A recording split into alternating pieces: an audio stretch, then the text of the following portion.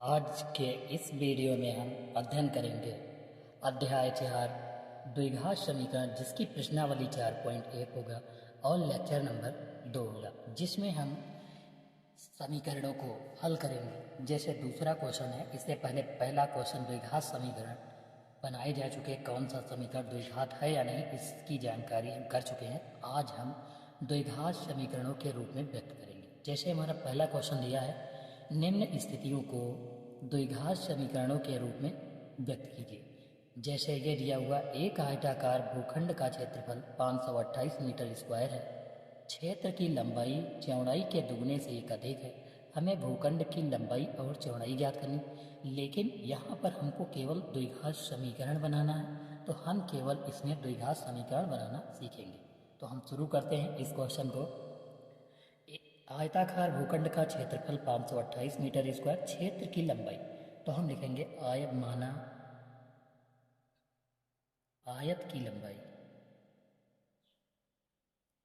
आयत की लंबाई बराबर। जैसे एक आयत बना लेते हैं, जैसे ये आयत दिया हुआ है, ये इसकी लंबाई है और ये इसकी चौड़ाई है और ये इसकी लंबाई। लंबाई को हम L मान लेते हैं, चौड़ाई को हम B मान लेते हैं। तो यहाँ पर दिया हुआ है, क्षेत्र की लंबाई मीटर में चौड़ाई के दुगने से एक अधिक है। सबसे पहले हम इन दोनों को L और B, लंबाई को L मानते हैं और चौड़ाई को B, तो L यहाँ पर लिख लेते हैं और इसको जो है यहाँ पर दूसरा लिखेंगे चौड़ाई। चौड़ाई को क्या लिखते हैं, B लिख लेते हैं, ब्रैकेट में लिख लेंगे। अब कहा है लंबाई जो है चौड़ाई के दुगने से एक अधिक, तो सबसे पहले हमने x और x दोनों को मान लिया। फिर कह रहा है लंबाई जो है चौड़ाई के दुगने से, तो दो गुना कर लिया, और कह रहा है एक अधिक है तो हमने एक अधिक कर लिया। ठीक, एक बार फिर से, आयताकार भूखंड का क्षेत्रफल इतना भी छोड़ देंगे। यहाँ से क्षेत्र की लंबाई, लंबाई L, चौड़ाई B, L लिख लिया, L बराबर और B बराबर लिख लिया। दोनों को x मान लिया। कह रहा लंबाई जो है चौड़ाई के दुगने से, तो 2x कर लिया, एक अधिक है तो एक अधिक कर लिया, ये चौड़ाई है x। अब कह रहा है आयताकार भूखंड का क्षेत्रफल, तो हम यहाँ पर लिखेंगे आयत का क्षेत्रफल बराबर लंबाई गुणे चौड़ाई, यानी L गुणे B होता है। तो L गुणे B, L की वैल्यू कितनी दी है, 2x दी हुई है, प्लस 1 है, ब्रैकेट बंद कर लेंगे, गुणा दिया है गुणा लगाएंगे, B की वैल्यू x है तो x लिख लेंगे, बराबर लगा देंगे, क्योंकि आयत का क्षेत्रफल अब हम बराबर में रख लेंगे। क्षेत्रफल कितना दिया, 528 दिया हुआ है, इसको हम जो है यहाँ पर रख लेंगे। इसकी से गुणा करा देंगे, 2 की x से गुणा कराएंगे तो 2x स्क्वायर, x की 1 से गुणा कराएंगे तो 1x बराबर 528 हो जाएगा। ये 528 इस तरफ आ जाएगा तो माइनस का हो जाएगा, 2x square plus 1x minus 528 बराबर 0 बच जाएगा। यहाँ पर हम लिख पाएंगे 2x स्क्वायर प्लस का x माइनस 528 बराबर 0। यह जो है हमारा द्विघात समीकरण हो जाएगा, क्योंकि हमें केवल जो है द्विघात समीकरण ही ज्ञात करना है, तो हम ऐसे द्विघात समीकरण ज्ञात कर लेंगे। ठीक है, यह द्विघात समीकरण है। क्यों द्विघात समीकरण है, क्योंकि a की वैल्यू 2 है। ax square plus bx plus c बराबर 0 से तुलना करवाएंगे, जिससे a की वैल्यू 2 आ जाएगी, क्योंकि लिखेंगे a नॉट बराबर 0, इसलिए यह द्विघात समीकरण है। तो हमको केवल व्यक्त करना था तो हम व्यक्त कर लिए, ना कि जो है इसको स्पष्ट करना था कि यह है या नहीं। ठीक है, तो यह द्विघात समीकरण हो गया। अब हम चलते हैं अगले क्वेश्चन की तरफ। अब हमारा दूसरा क्वेश्चन है, दो क्रमागत धनात्मक पूर्णांकों का गुणनफल 306 दिया है, हमें पूर्णांकों को पता करना है। धनात्मक पूर्णांक कहा है तो हम इसके लिए लिखेंगे, माना पहला धनात्मक पूर्णांक, माना पहला धनात्मक पूर्णांक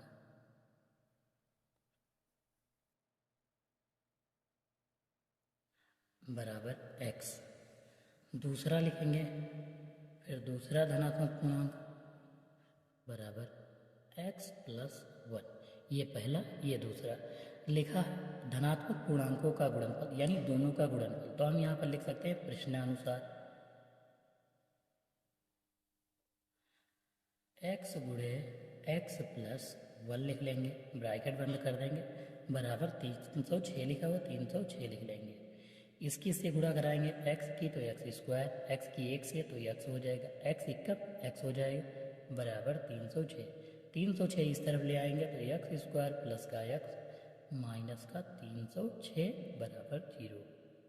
यह जो है द्विघात समीकरण है, क्योंकि a की वैल्यू 1 आ रही है, इसलिए यह जो है हम सिद्ध कर लिए। हमें पूर्णांकों को ज्ञात करना है, क्योंकि सवाल में जो कहेगा वो तो हम कर सकते हैं, लेकिन जो है हमें केवल समीकरण ज्ञात करना, इसलिए हम समीकरण ज्ञात कर दिए। आप यहाँ पर गुणनखंड करके जो है इन समीकरणों के जो है मान जो है पता कर सकते हो। धाराचार्य विधि भी लगा सकते हो और डायरेक्टली गुणनखंड विधि भी लगा सकते हो। इसके अगले वाले अभ्यास में आपको धाराचार्य विधि दिखाई जाएगी।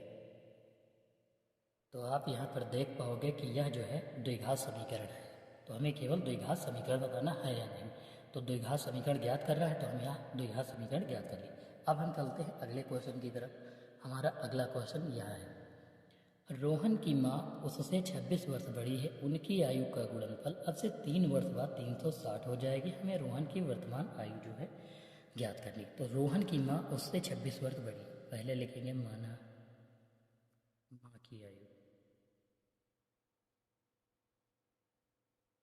बराबर माँ की आयु और जो है रोहन की आयु, यहाँ पर रोहन लिख लेंगे। रोहन की आयु दोनों की x मान लेंगे। मम्मी उसकी 26 वर्ष बड़ी हैं तो 26 कर लेंगे। फिर उनकी आयु का गुणनफल अब से 3 वर्ष बाद 360 हो जाएगा। अब यहाँ पर आप देख पाओगे कि रोहन की माँ क्या कह रहा है कि 3 वर्ष बाद, प्रश्न के अनुसार दिया हुआ है 3 वर्ष बाद, तो हमको जो है दोनों में जो है क्या करना है, 3 जो है ऐड कर देना है। दोनों में क्या करेंगे, 3 कर देंगे ऐड। तो यहाँ पर हम क्या करेंगे, प्रश्नानुसार लिख सकते हैं। प्रश्नानुसार 3 वर्ष बाद कहा तो x प्लस 26 प्लस 3 कर देंगे और दूसरा x प्लस 3 कर देंगे। कह रहा है गुणनफल तो गुणा लगा देंगे, कितनी हो जाएगी 360, तो 360 कर लेंगे। इसको पहले जोड़ लेते हैं, x प्लस 26 और 3 कितना हो जाएगा 29, गुणा लगाएंगे, x प्लस 3 है, x प्लस 3 कर लेंगे बराबर 360 लिख लेंगे। अब इसकी गुणा कराएंगे, पहले की पहले से, फिर पहले की दूसरे से, फिर दूसरे की पहले से, दूसरे की दूसरे से। एक बार हम इस टाइप से जो है गुणा करवाएं, 1 मिनट, ये वाला यहाँ जाएगा, इसकी इससे गुणा कराएंगे। अब फिर इसकी जो है इससे करवाएंगे, फिर इसकी इससे करवाएंगे। पहले की x से करवाएंगे तो x स्क्वायर प्लस x की 3 से करवाएंगे 3x, फिर प्लस 29 की x से करवाएंगे 29x, 29 की 3 से करवाएंगे तो प्लस 3 9 27 का 7, 3 9 27 का 7, 3 दूनी 6 2 8 87 हो जाएगा बराबर 360 हो जाएगा। ये 360 इस तरफ ले आएंगे, एक्स स्क्वायर प्लस 29 और 30 कितना, 29 और 3 32 हो जाएगा, एक्स प्लस 87 माइनस 360 हो जाएगा। ये प्लस का इधर आएगा, माइनस का हो जाएगा बराबर 0। X square plus 32x plus, अब यहाँ पर देखो 360 से 87 घटाएंगे तो माइनस का बचेगा, क्योंकि माइनस का ज़्यादा है।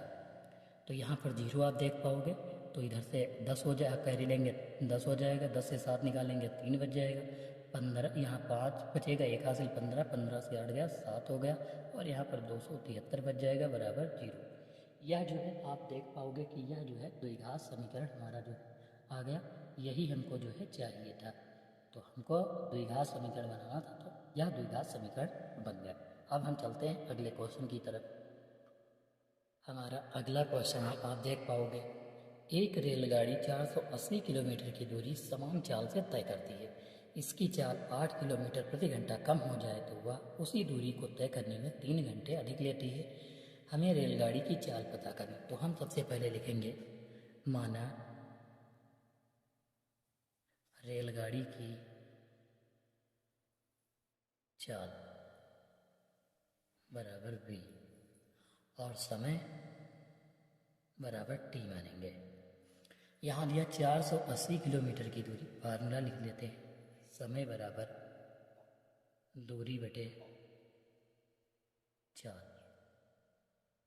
समय कितना है, t है, समय कितना माना गया t बराबर दूरी कितनी 480, चाल कितनी है v। पहले स्टेटमेंट के अनुसार एक रेलगाड़ी 480 किलोमीटर की दूरी समान चाल से तय करती है, यानी v चाल से t समय में तय करती है। इसको इक्वेशन 1 मान लेंगे।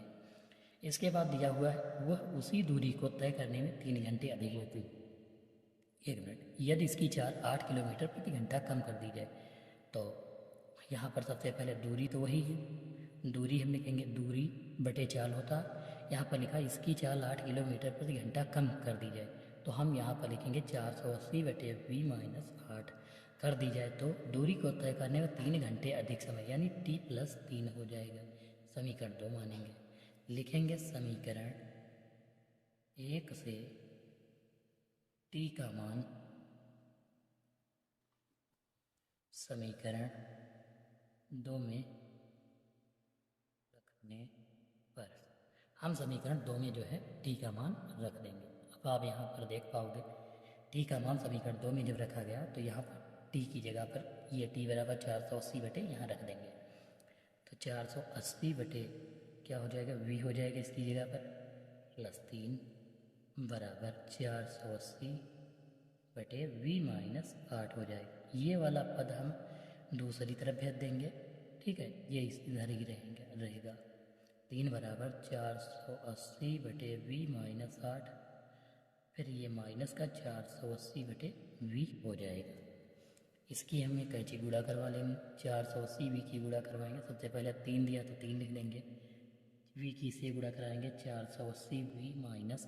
अब इसकी इससे गुणा कराएंगे तो सबसे पहले माइनस है तो माइनस लगा लेंगे, ब्रैकेट लगाएंगे 480 v लिखेंगे और ये जो माइनस है माइनस लगा लेंगे 480 गुणे 8 कर लेंगे, ब्रैकेट बंद कर लेंगे। पूरे के बटे में v की गुणा 20 है तो v स्क्वायर माइनस 8 v हो जाएगा।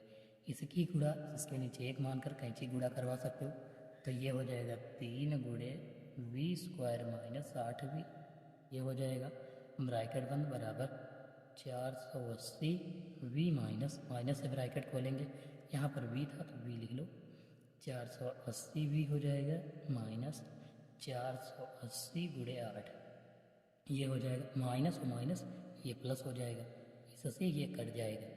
अब यहाँ पर ये जो बचा 3 जो है 3 गुणे वाला जो इसके बटे में घूम जाएगा, v स्क्वायर माइनस 8v बराबर यहाँ पर तो केवल इतना ही बचा 480 गुणे 8, यहाँ पर लिख लेंगे बटे में 3, क्योंकि ये 3 गुणे वाला कहाँ जाएगा इसके बटे में चला जाएगा, तो 3 से काट देंगे, 3 एकम 6, 3 3 6 18 160 हो गया। v स्क्वायर माइनस 8v कर लेंगे और यहाँ पर कितना हो जाएगा 160 की गुणा 8 से, 16 85 16 96 16 7 112 16 8 128 1280 हो गया। इस तरफ आएगा तो माइनस का v square minus 8v minus 1280 बराबर 0। यह जो है एक समीकरण जो है हमारी हो जाएगी, इसे हम जो है ज्ञात कर लेंगे। यही हमको द्विघात समीकरण ज्ञात करनी थी। आज के पूर्ण सवाल जो है समाप्त होते हैं।